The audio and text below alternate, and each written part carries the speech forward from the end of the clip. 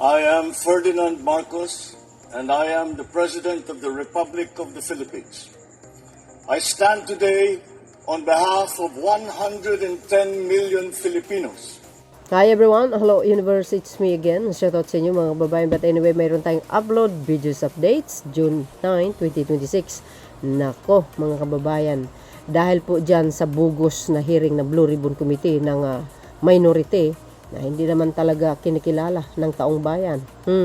Ang kanilang mga hukus-hukus na mga hearing na puro hersi-hersi lang gawang istoryahe para lang manira.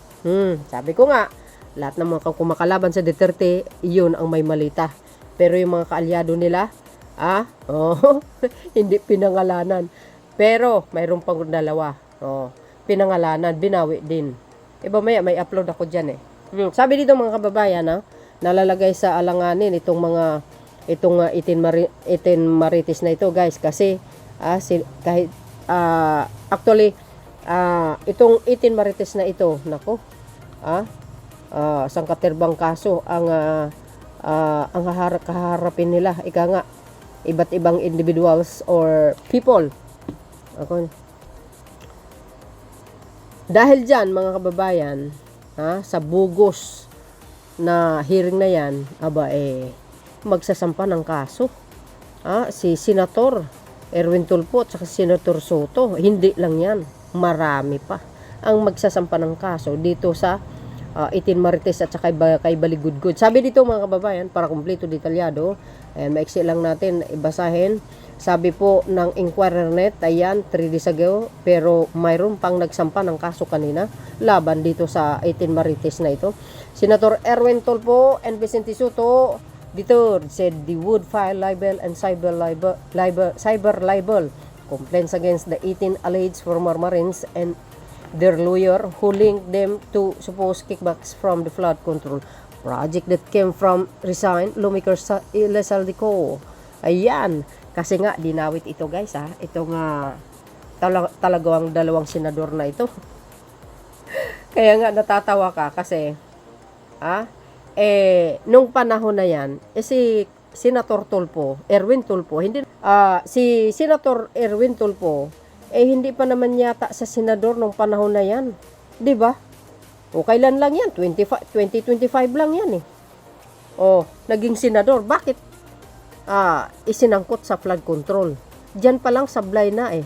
Ang mga itin marites na yan eh. Gawang istoryahe ng nasa likuran yan. Kasama yung niya, yung abogado. Ben di Senator Soto, mga kababayan, sinabi nga natin, 2022 hindi pa naman siya senador. Hindi pa naman hindi pa naman siya senador, 'di ba?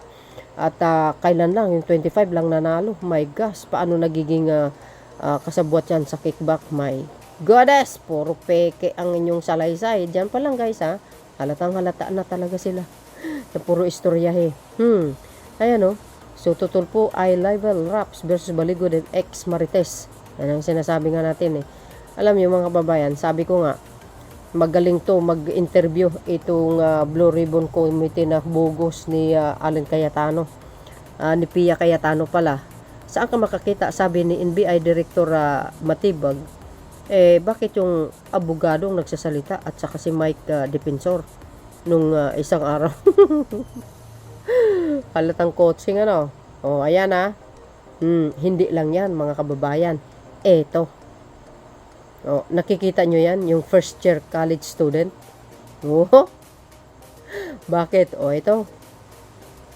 Ayan ang source natin mga kababayan. 105.1 Brigada News FM Manila. Oh my gosh. Ngayon ko lang nakita to Naghain ng ethics complaint ang isang first year college student sa Senado. Laban ito kina Senate President Alan Peter Cayetano at ang mga kasamahan niyang sa kanyang block. Nag-ugat ito sa patulyo nilang pagliban sa Senado. Ayon sa complainants na si Mark Joseph Duque, ang hindi pagpasok ng mga senador ay malinaw na gross neglect of duty. 2 araw na walang sesyon matapos ang absent ang grupo ni Cayetano. Ngayon, hapon, nabuo ang quorum and solid block to 11 matapos pumasok Senator Chis Escudero. Ayan o. Oh my gosh. Nagsampa ng kaso guys. So, ethics complaints laban kay Cayetano. Oh no. Ethics complaints laban kay Cayetano at mga kasamahan nito. Sinampa ng isang first year college student. Sabi sa inyo nakamonitor ang taong bayan. Ebe ng mga estudyante. Talaga naman. Dapat lang ito si Cayetano. Hindi lang yan mga kababayan. Ito pa. O, ayan pa, si Congressman Abante, mga kababayan. Eto. Ayan o. Naghain ng libel at cyber libel. Complain si Manila Representative Benvenido Abante laban sa 18 Malita Boys na dati umanong bodyguard ni ex-representative Elizalde Co. sa Maynila City Prosecutor's Office kaugnay ng aligasyon na nag-deliver sila ng malita na may lamang pera sa kanya. Alam po natin anti-Duterte to. Kaya may malita din. Kung sino man sa mga politician sa Pilipinas o saan man, pag kinalaban mo ang Duterte, may malita ka. Sabi po ng 18 ibig sabihin, sabi po ng mga 18 Marites. Ayan nagsampa ng cyber libel. Agay! Patay tayo dyan, guys. Ito. Ayan pati kay Atty. Baligod. Kasama pala. Agay. Yan ang sinasabi natin Nako. Oh my gosh. Hindi lang yan, mga babayan. Ito pa. Ito pa si dating Congressman Castro, guys, alam po natin, anti-Duterte talaga yan, kahit sa Quadcom. Pero tingnan nyo, may malita din. Bakit kanyo? Sabi dito guys, ng masang Pilipino, Franz Castro, nilinaw ng mga pagkain ang laman ng kanilang dala na paper bag. Sharon Yans. Take out pa more.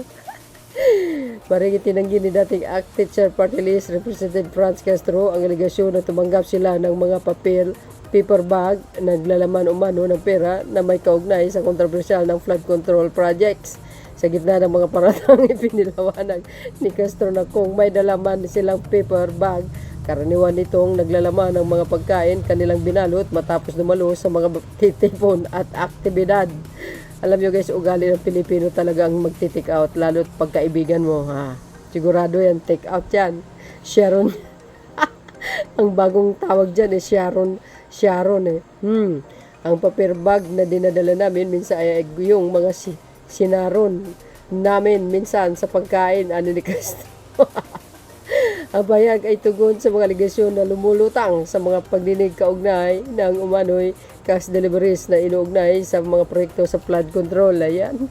Hindi pinalagpa si si Castro. Ang paper bag na dinadala namin minsan ay yung mga sinaron namin minsan na pagkain. Agay, take out pa more. O diba guys, sabi sa inyo dami kaya yan, no? Ganun sila kasinungaling. Kaya sunod-sunod ang pagsasampa ng kaso laban sa mga ito. Ay nako, ewan ko na lang guys. Sana makulong mga yan So yun mga kababayan, eto pa. So yun mga best, eto pa. Nako, ang dami nito. Pinag-isa ko na lang para makita nyo lahat. Si Pia at saka si Peloka. Anong sabi ng ABS-CBN? Basahin po natin para kompleto detalyado. Eto. Sabi dito, nagbabalak ng isang grupo ng mga abogadong magsampa ng reklamo laban kina Senator Pia Cayetano at Senator Peloka dahil sa pagpapausad sa pagdinig sa Senado nitong Huwebes, Hunyo 4 sa kabila ng kautusan ng bagong liderato. Agay, group of angry lawyers muling to file usurpation of authority complaints versus Marcolita Pia Cayetano. Ay nako po, ano ba yan? So yun guys, ano po ang kapalagayan nyo? Sabi po ng ABS-CBN niya, maiksi lang pero malaman ang ating video marami with real source guys So yun, abangan po natin ito. Medyo proseso yan pero kailangan masampa ng kaso ang mga taong gahaman sa kapangyarihan. Kaya itong mga tao na ito, wag na ibuto uli. Kasi makakapalang mga mukha nito mga to eh. So yun guys, ang aking pinaka-latest updates. Thank you for watching. Follow me and likes. Hit the button bell para laging ka-update sa aking mga upload videos. Bye bye bye and babush. God bless Philippines. Bye everyone. There's more.